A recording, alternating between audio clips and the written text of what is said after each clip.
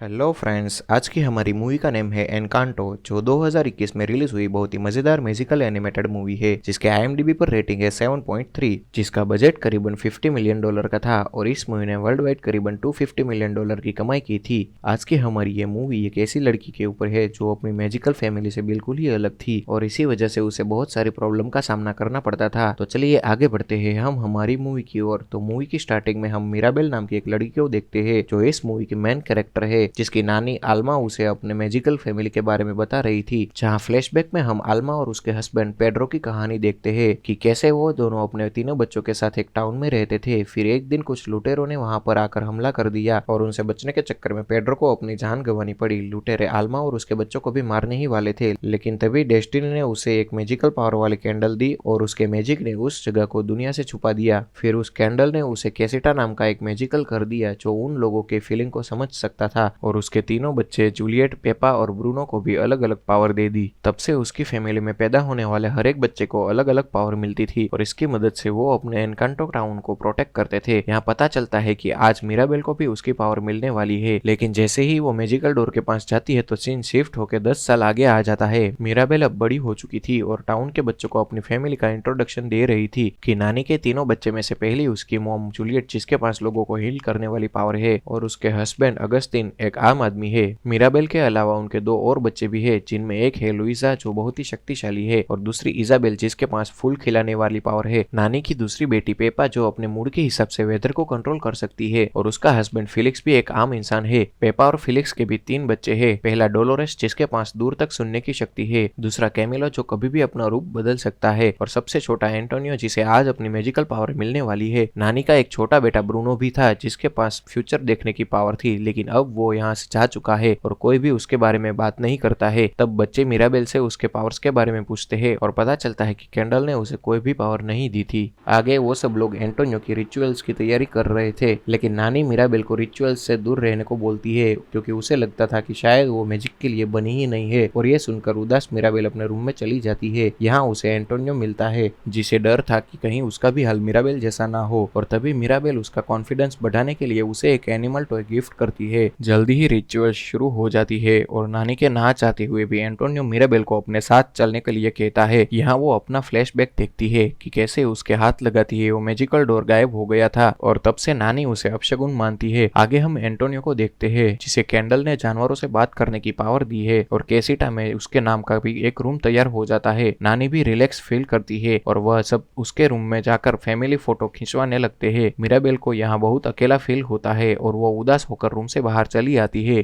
तभी वो देखती है कि कैसिटा में दरार आ रही है और उसका असर कैंडल की रोशनी पर पड़ रहा है। वो तुरंत सबको इन्फॉर्म करने के लिए जाती है, लेकिन हम देखते हैं कि सबके वहां पर आने पर सब कुछ नॉर्मल हो जाता है और नानी को उसकी ये हरकत बिल्कुल भी पसंद नहीं आती है। उस रात मिराबेल चुप कर कैंडल को चेक करने के लिए जाती है और देखती है कि नानी उसकी बातों से थोड़ा परेशान हो गई है। वो समझ जाती है कि उनकी फैमिली मैजिक में जरूर कुछ ना कुछ गड़बड़ है और मन ही मन उसे ठीक करने का ठान लेती है। मदद मांगने के लिए वो डोलोरेस के पास जाती है, लेकिन वो देखती है कि वो तो भेस बदले हुए कैमिलो है। तभी रियल डोलोरेस वहां पर आ जाती है और कहती है कि इसमें तुम्हारी मदद लुइसा कर सकती है क्योंकि मैंने उसे मैजिक के बारे में परेशान होते हुए देखा है। फिर लंच पर नानी सबको बताती है कि इजाबेल के लिए एक रिश्ता आया है और उन्होंने उसकी शादी करने का फैसला कर लिया है। मिराबेल भी मौका देखकर लुइसा से बात करने की कोशिश करती है, लेकिन देखती है कि वो तो टाउन की मदद करने के लिए जा रही है और वो भी उसके पीछे चली जाती है। लुइसा पहले तो उस पर कोई ध्यान नहीं देती है, लेकिन फिर उसे बताती है कि कल रात वो भी खुद को कमजोर महसूस कर रही थी। वो उसे अंकल ब्रूनो का रूम चेक करने के लिए कहती है क्योंकि घर छोड़ने से पहले उन्होंने कैसिटा को तबाह होते हुए देखा था। और मिराबेल चुपकर ब्रूनो के रूम में पहुंच जाती है। वहां एक रेत की दीवार से होते हुए वो अंदर घाटी में चली जाती है और देखती है कि ऊपर एक सीक्रेट दरवाजा है। हजारों सीढ़ियां और एक घाटी को पार करके वो किसी भी तरह उस तहखाने तक पहुंच जाती है और वो देखती है कि कुछ चमकने वाले क्रिस्टल वहां पर गिरे हुए हैं। वो उस क्रिस्टल को छोड़ना शुरू कर देती है और उसमें उसे अपना चेहरा नजर आता है। तभी वहां पर चट्टानें टूटने लगती है और मिराबेल क्रिस्टल को लेकर रूम से बाहर आ जाती है।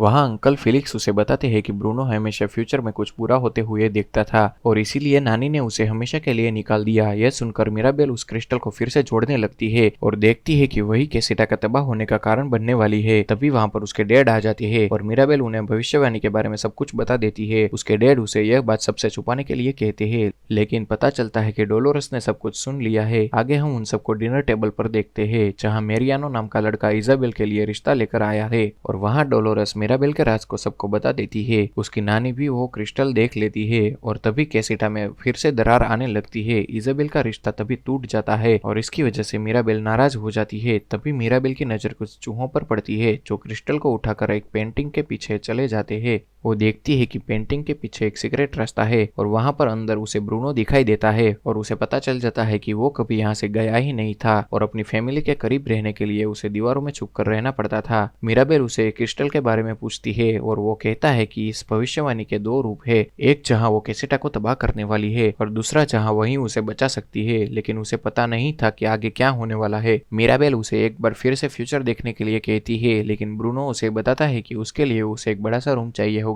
तभी वहां पर एंटोनियो आता है जिसे चूहों ने सब कुछ बता दिया था। वो ब्रूनो को अपना रूम यूज करने के लिए कहता है। इधर नानी मिराबेल के डेथ पर बहुत ही नाराज हो जाती है और कहती है कि उसे ब्रूनो का राज नहीं छुपाना चाहिए था। पेपा भी इन सब से बहुत ही परेशान हो जाती है और उनके गुस्से के कारण बाहर अचानक बहुत ही बड़ा तूफान आने लगता है। आगे हम ब्रूनो को देखते हैं जो मिराबेल के साथ मिलकर फ्यूचर देखने की तैयारी कर रहा था। जल्दी ही वो अपना स्पेल शुरू करता है और वह देखते हैं कि कैसिटा पर बहुत ही बड़ी तबाही आने वाली है। इसका कारण मिराबेल है। ब्रूनो ये देखकर रुकने लगता है, लेकिन मिराबेल उसे और आगे देखने के लिए कहती है ताकि वो इससे बचने का तरीका ढूंढ सके। तभी उसकी नजर एक बटरफ्लाई पर पड़ती है और उसके पीछे वो देखती है कि कैंडल की लाइट फिर से तेज हो रही है। वहाँ मिराबेल को किसी को गले लगाते हुए देखते हैं और पता चलता है कि ये उसकी बहन इजाबेल है। ब्रूनो समझ जाता है कि यह सब रोकने का एक ही तरीका है, लेकिन मिराबेल ऐसे बिल्कुल खुश नहीं होती है। वो बताती है कि इजाबेल उसे कभी भी गले नहीं लगाएगी क्योंकि उसकी वजह से ही उसका रिश्ता टूटा था। ब्रूनो उसे समझाता है कि अपने फैमिली मैजिक को बचाने के लिए तुम्हें यह सब करना होगा और मिराबेल हिम्मत करके इजाबेल के रूम में जाती है। इजाबेल उसे देखकर बहुत ही नाराज हो जाती है और कहती है कि मैं तुम्हारी शक्ल भी देखना नहीं चाहती हूँ। यहाँ उनकी बातों से पता चलता है कि इजाबेल मेरियानो को बिल्कुल पसंद नहीं करती थी और बस अपनी फैमिली की वजह से उससे वो शादी करने के लिए तैयार हो गई थी। अपनी फीलिंग्स को बाहर निकलते ही इजाबेल की पावर और बढ़ जाती है और उनके एक दूसरे के गले लगाते ही कैंडल तेजी से चमकने लगती है। मिराबेल देखती है कि कैसिटा की दीवारें भी फिर से ठीक हो रही है और तभी वहाँ पर नानी आती है। मिराबेल उसे बताती है कि अब सब ठीक हो गया है, लेकिन नानी उसकी एक बात नहीं सुनती है और कहती है कि इस घर में होने वाली हर एक प्रॉब्लम की वजह तुम ही हो। यह सुनकर मिराबेल का सब्र टूट जाता है और वो नानी से कहती है कि प्रॉब्लम हमारे में नहीं बल्कि हमारी इच्छाओं में है। वो गुस्से में ब्रूनो के घर छोड़कर जाने का जिम्मेदार भी नानी को ही बताती है और कहती है कि मैजिक खत्म होने का कारण भी आप ही हो। उनकी बहस के कारण टाउन में फिर से दरार आने लगती है और कैसिटा भी टूटने लगता है। तभी मिराबेल की नजर कैंडल पर पड़ती है और वो कैमिलो और इजाबेल के साथ उसे बचाने के लिए जाती है। कैमिलो और इजाबेल वहां तक नहीं पहुंच पाते हैं और कैसिटा उसके साथ साथ बाकी फैमिली मेंबर्स को भी बाहर निकाल देता है। फिर ब्रूनो भी दीवार तोड़कर बाहर आ जाता है और मिराबेल किसी तरह कैसिटा की मदद से कैंडल को बचा लेती है। तभी वो कैंडल बुझ जाती है और अपनी मॉम के समझाने के बाद भी मिराबेल वहां से कहीं चली जाती है। वो सब लोग उसे बहुत ढूंढते हैं और तब उसकी नानी उसे वहीं पर पाती है जहाँ उसे वो कैंडल मिली थी। वो उससे माफी मांगती है और कहती है कि अब मैं समझ गई हूँ कि असली गिफ्ट मैजिक नहीं बल्कि मेरी फैमिली ही थी। वो दोनों एक दूसरे के गले लगते हैं और मिराबेल वही बटरफ्लाई वहां पर देखती है जो उसने ब्रूनो के विजन में देखी थी। तभी उन्हें ढूंढता हुआ ब्रूनो भी वहां पर आ जाता है और नानी उसे भी गले लगाकर उससे माफी मांगती है। फिर वो लोग वापस टाउन में आते हैं और मिराबेल कहती है कि हमें मिलकर कैसिटा को फिर से बनाना होगा। टाउन के लोग भी उसकी मदद करने के लिए आ जाते हैं और वो सब मिलकर कैसिटा को फिर से बनाने लगते हैं। यहाँ पता चलता है कि डोलोरस मेरियानो को पसंद करने लगती है और उन्हें साथ देखकर मिराबेल और इजाबेल को बहुत ही खुशी होती है। जल्दी ही कैसिटा फिर से पहले जैसा हो जाता है और वो सब गेट पर लगाने के लिए मिराबेल को स्पेशल डोर नॉक देते हैं। मिराबेल को उन सब का विश्वास देखकर बहुत ही अच्छा लगता है और जैसे ही वो डोर नॉक को दरवाजे पर लगाती है तो कैसिटा का मैजिक फिर से वापस आ जाता है। सब लोग ये देखकर बहुत ही हैरान हो जाते हैं और सबकी खोई हुई पावर फिर से वापस आ जाती है। मूवी के लास्ट सीन में हम सबको फैमिली फोटो लेते हुए देखते हैं जिसमें मिराबेल और ब्रूनो भी शामिल होते हैं और इसी के साथ हमारी मूवी यहाँ पर हैप्पीली एंड होती है। तो दोस्तों, अगर आपको हमारी ये वीडियो अच्छी लगी हो तो प्लीज लाइक करें, शेयर करें और सब्सक्राइब करना बिल्कुल भी ना भूले।